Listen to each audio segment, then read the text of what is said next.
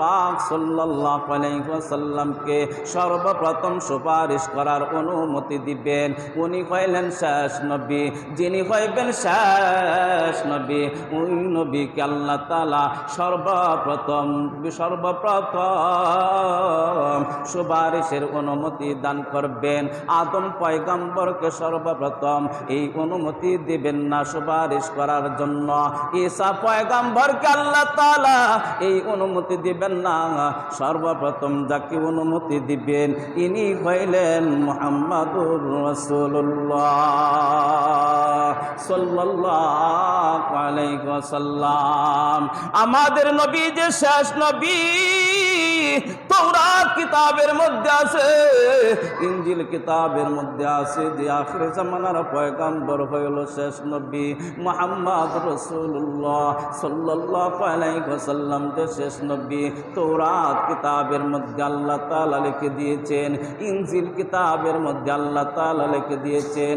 এইগুলা হইল আমাদের নবীর জন্য দলিল, আমাদের নবীর জন্য দলিল। জবুর কিতাবের মধ্যে আল্লাহ তাআলা শেষ নবী আখির জামানার পয়গম্বর বিশ্ব নবী মুহাম্মদ রাসূলুল্লাহ সাল্লাল্লাহু আলাইহি ওয়াসাল্লাম যে শেষ নবী হইবেন। কার ছেলে কে হবেন তার নাম কি থাকবে?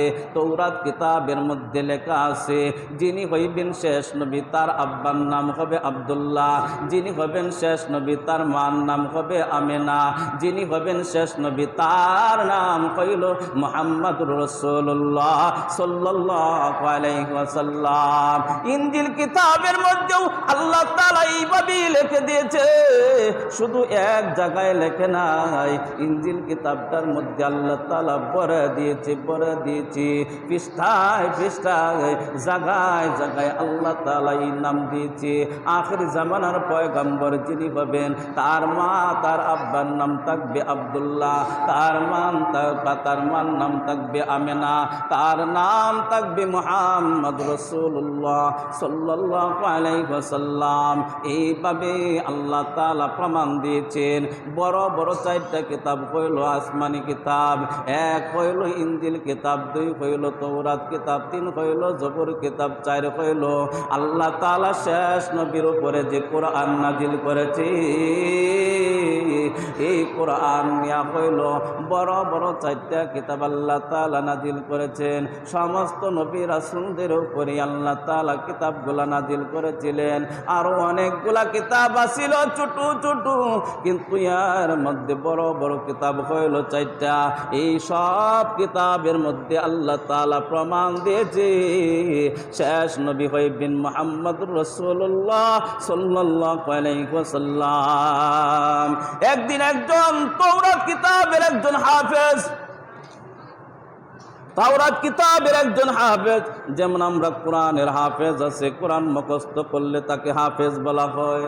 ওই যুগের মধ্যেও একজন ইহুদি পাদ্রী তাওরাত কিতাব মুখস্থ করেছেন, তাওরাত কিতাব মুখস্থ করেছেন, এই জন্য বলা হয় তাওরাতের হাফেজ।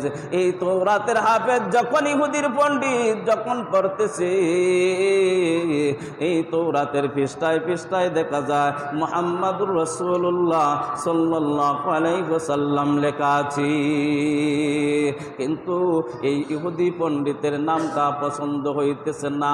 নামটা দেখলে তার শরীরের মধ্যে জ্বালা শুরু হয়ে যায়, নামটা তার ভালো লাগতেছে না। এই নাম যখন ভালো লাগে না তখন কলম নিয়া মুহাম্মদুর রাসূলুল্লাহ মুহাম্মদের নামটা মুহাম্মদের নামটা মুচিয়া দেয়, কাটিয়া দেয়। এইভাবে যখন প্রথম পৃষ্ঠার মধ্যে কাটছে, কাটার সাথে সাথে আল্লাহ তাআলার কুদরতে এক জায়গায় কাছে, কিন্তু মুহাম্মদুর রাসূলুল্লাহ সাল্লাল্লাহু আলাইহি ওয়াসাল্লামের নামটা দুই জায়গায় উঠিয়া গেছে। সুবহানাল্লাহ বলি, দুই জায়গায় উঠিয়া গেছে। এইভাবে ইহুদির পাদ্রী যখন বারবার কাটতে লাগলো, দুই জায়গায় কাছে, দুই জায়গার কাটার পরে দেখা যায় মুহাম্মদ রাসূলুল্লাহর নাম চার জায়গার মধ্যে উঠে গেছে। এইভাবে চারবার যখন কাছে, চারবার কাটার পরে দেখা যায় মুহাম্মদ রাসূলুল্লাহ সাল্লাল্লাহু আলাইহি ওয়াসাল্লামের নাম আট জায়গায় উঠে গেছে। এইভাবে অনেকবার কাছে, অনেকবার কাটার পরে তার আরেকজন বন্ধু আছে, বন্ধুর কাছে গেছে, বন্ধুর কাছে যা বলতেছেন, বন্ধু আমি তো ঘটনাটা বুঝতে পাইতেছি না যে কি ঘটনা, যে আমি তো তৌরাতের হাফেজ, কিন্তু এই তৌরাত কিতাবের মধ্যে একটা নাম আমি বারবার পাইতেছি, যেই নামটা হইল মুহাম্মদ রাসূলুল্লাহ সাল্লাল্লাহু আলাইহি ওয়াসাল্লাম। এই নামটা আমার পছন্দ হইতেছে না। বলে নাউজুবিল্লাহ। মুহাম্মদের নামটা তার পছন্দ হইতেছে না, এই নামটা আমার পছন্দ হইতেছে না। এই নাম যখন পছন্দ হয় না, আমি বারবার কাটতে লাগলাম। প্রথমবার কাটলাম, কাটার পরে দেখি দ্বিতীয়বার নামটা উঠে গেছে। একবার কাটছি, দুইবার নামটা উঠে গেছে, তিনবার কাটছি, 6 বার নামটা উঠে গেছে, এইভাবে 4 বার কাটছি, 8 বার নামটা উঠে গেছে। এইভাবে যতবার কাটি ততবার ডাবল করিয়া এই মুহাম্মদের নাম এই কিতাবের মধ্যে উঠিয়া যায়। তখন ওই বন্ধু বলতেছে, বন্ধু তুমি কি জানো এই নামটা কার? ওই নামটা কার? আমি তো জানি না। তখন উনি বন্ধু বললেন, এই নামটা হইল আখির জামানার পয়গম্বর, যিনি হইবেন শেষ নবী, আখির জামানার পয়গম্বর মুহাম্মদ রাসূলুল্লাহ সাল্লাল্লাহু আলাইহি ওয়াসাল্লাম, তার হইল এই নাম। বন্ধু আর কাটিও না। এইভাবে যদি তুমি কাঁদতে থাকো, তাহলে তৌরাত কিতাবের মধ্যে আর কোনো কিছুই থাকবে না, সব হয়ে যাবে মুহাম্মদের নাম। সুবহানাল্লাহ। সব হয়ে যাবে মুহাম্মদ রাসূলুল্লাহ সাল্লাল্লাহু আলাইহি ওয়াসাল্লামের নাম, আর কোন নাম এই তৌরাত কিতাবের মধ্যে থাকবে না। তখন তার বুঝে আসছে, আমার মনে হয় এই দুইজন বন্ধু শেষ পর্যন্ত কালিমা পড়িয়া মুসলমান হয়ে গেছে। সুবহানাল্লাহ। এইভাবে আল্লাহ তাআলা জায়গায় জায়গায় প্রমাণ দিতেছে, আমার নবী হইল শেষ নবী, আমার নবী হইল শেষ নবী।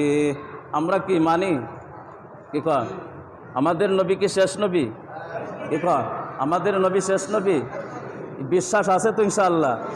আমাদের আকীদা বিশ্বাস হচ্ছে আমাদের নবী শেষ নবী মুহাম্মদ রাসূলুল্লাহ সাল্লাল্লাহু আলাইহি ওয়াসাল্লাম, উনি হচ্ছেন শেষ নবী। আচ্ছা, এই নবীকে নিয়ে যদি আমরা কোনো আন্দোলন করি, তাহলে কি রাজনীতি হবে? রাজনীতি হবে? আমাদের সামনে একটা আন্দোলন আসতেছে 15ই নভেম্বর, এই মাসের 15 তারিখ, এই মাসের 15 তারিখে ঢাকা সোহরাওয়ার্দী উদ্যানে, শুধু ঢাকার ব্যাপার না, পুরা বাংলাদেশের যত মুসলমান আছে সমস্ত মুসলমানদেরকে আহ্বান করা হয়েছে এই সোহরাওয়ার্দী মাহফিলের মধ্যে, এই সোহরাওয়ার্দী সমাবেশের মধ্যে আমাদের যে প্রাণ প্রিয় জায়গা মক্কা মদিনা হচ্ছে তামাম পৃথিবীর মুসলমানদের প্রাণ প্রিয় জায়গা। কথা বলেন ঠিক কিনা? আমাদের কলিজা। আর যে মক্কার মধ্যে আমরা মুসলমানরা তামাম দুনিয়া থেকে যত মানুষ হজ করতে যায়, সমস্ত মানুষ একজন ইমামের পিছনে নামাজ পড়ে, আর সেই ইমাম সাহেব এই সমাবেশের মধ্যে আগমন করতেছেন। সকলেই বলি আলহামদুলিল্লাহ। এই সমাবেশের মধ্যে আগমন করতেছেন কেন, আর এই সমাবেশটা হবে কেন? এই সমাবেশ শুধু আজকে নতুন না, এই সমাবেশটা আজকে নতুন না, আমি ছোটকাল থেকে শুনতেছি, প্রায় আরও 100 বছর আগের থেকে এই আন্দোলন হইতেছে।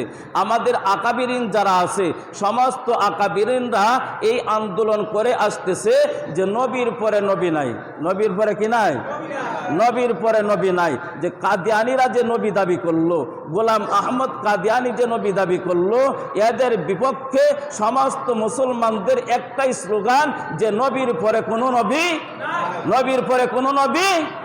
এই হইল আমাদের আকীদা বিশ্বাস। এটা শুধু আজকে নতুন না, আমাদের বাপ দাদার 14 গোষ্ঠী থেকে আমাদের আকাবিরিন যারা আছে সমস্ত আকাবিরিনরা এই বিষয়টা নিয়ে আন্দোলন করে আসতেছে, এই বিষয়টা নিয়ে আন্দোলন করে আসতেছে। অর্থাৎ কাদিয়ানিদেরকে রাষ্ট্রীয়ভাবে অমুসলিম ঘোষণা করা হোক, কাদিয়ানীদেরকে রাষ্ট্রীয়ভাবে অমুসলিম ঘোষণা করা হোক, কিন্তু দুঃখের বিষয় বাংলাদেশে অল্প কিছু কাদিয়ানী আছে, এরপরও রাষ্ট্রীয়ভাবে তাদেরকে অমুসলিম ঘোষণা করা যায় না। কেন? এদের পিছনে আমাদের মুসলমানরা আছে। এদের পিছনে কে আছে? এদের পিছনে আমাদের মুসলমানরা আছে। এই মুসলমানরা থাকার কারণে আজকে অল্প কিছু কাদিয়ানী বাংলাদেশে আছে। এই অল্প কিছু কাদিয়ানী থাকার কারণে এই অল্প কিছু কাদিয়ানীদেরকে রাষ্ট্রীয়ভাবে অমুসলিম ঘোষণা করা যায় না, শুধু খালি এই নামধারী মুসলমানদের জন্য, এই মুনাফিক মুসলমানদের জন্য। কথা বলেন ঠিক কিনা? এই মুনাফিকের গোষ্ঠীরা এখানেও আছে, এই এলাকাতেও আছে। এমন মুনাফিকের গোষ্ঠী এই এলাকার মধ্যেও আছে, কারণ আমরা এটা নিয়ে ঘোরাফেরা করে জানি। এই এলাকার মধ্যেও এই কাদিয়ানি আছে, ডাইরেক্ট কাদিয়ানি আছে, আর এদেরকে শেল্টার দিতেছে, এটাও আমাদের কানে আসছে, আমাদের নলেজে আছে। এদেরকে যারা শেল্টার দিতেছে এরাও মুসলমান। এই কাদিয়ানিরা আজকে মুসলমানের দাবি কইরা মুসলমানদেরকে, মুসলমানদের ইমানকে ধ্বংস করতেছে। নবীজি তো অবশ্যই আমাদেরকে জিজ্ঞাসা করবে হাসরের ময়দানে, যে নবীজি বলেছিলেন যে আমি দুনিয়ার থেকে চলে যাওয়ার পরে 30 জন নবী দাবি করবে। কয়জন? 30 জন নবী দাবি করবে।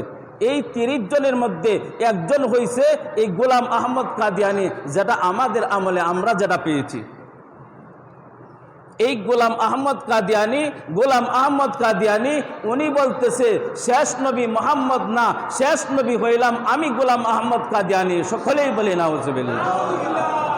অথচ আল্লাহ তাআলা সূরা আহজাবের 40 নম্বর আয়াতের মধ্যে বলে দিয়েছেন, মা কানা মুহাম্মাদুন আবা আহাদিম মির রিজালিকুম ওয়ালাকিন রাসূলুল্লাহি ওয়া খাতামান নাবিয়্যিন। আমার বন্ধুকে দুনিয়াতে পাঠানোর পরে নবুয়তের দরজাটা আমি বন্ধ করে দিয়েছি। নবী মুহাম্মদ রাসূলুল্লাহ সাল্লাল্লাহু আলাইহি ওয়াসাল্লামকে দুনিয়াতে আসা, উনি হইলেন শেষ নবী। ওনার পরে আর কোনো নবী নাই। ওনার পরে আমি আল্লাহ তাআলা নবুয়তের দরজা বন্ধ করে দিয়েছি। কিন্তু গোলাম আহমদ কাদিয়ানি বলতেছে যে না, নবুয়তের দরজা বন্ধ হয় নাই, আমি দ্বিতীয় নবী হিসাবে গোলাম আহমদ কাদিয়ানি আসছি। বলেন নাউজুবিল্লাহ।